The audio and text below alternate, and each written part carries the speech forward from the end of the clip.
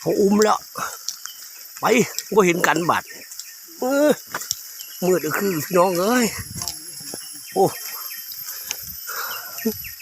ทางใดล่ะทางบังเด้อ ไม่เสียบเด้ขอญาติเด้อเจ้าที่เจ้าทานเลยมาหาอยู่หากินดอกเจ้าป่าเจ้าเขาเด้อมึงแย่งลูกหลานเด้อเก็บอย่าให้ไตให้อย่าให้ตอมเด้อให้ดูเย็นเป็นสุข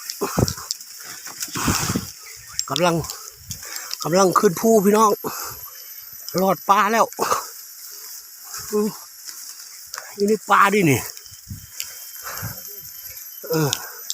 ออกมาแล้วโอ้ยมองนี่มองหายใจ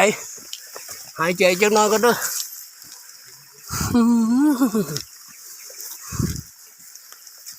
ยังบ่ทันได้หายังบ่ทันได้หาอยู่มันพาไปเรื่อยๆผู้นำทีม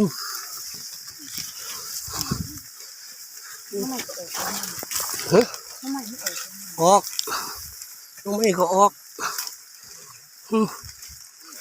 แบบบ่มาเด็กคือจะเก่าเลยพี่น้องจะก่อนขึ้นผู้นี่ตี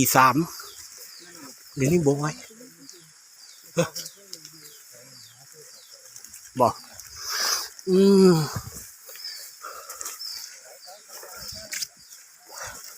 ไปเลยนึกมองหอดมองหาไปเรื่อยๆเขาป่า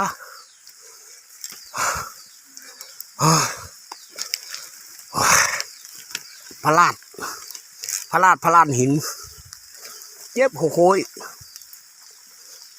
มันเจ็บหัวโคยหัวโคยคือหัวเข่าตายเมื่อย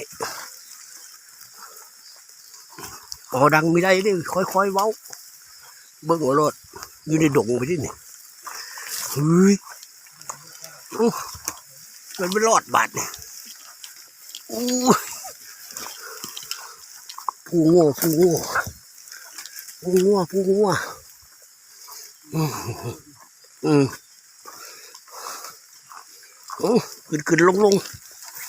งบัดเนี่ย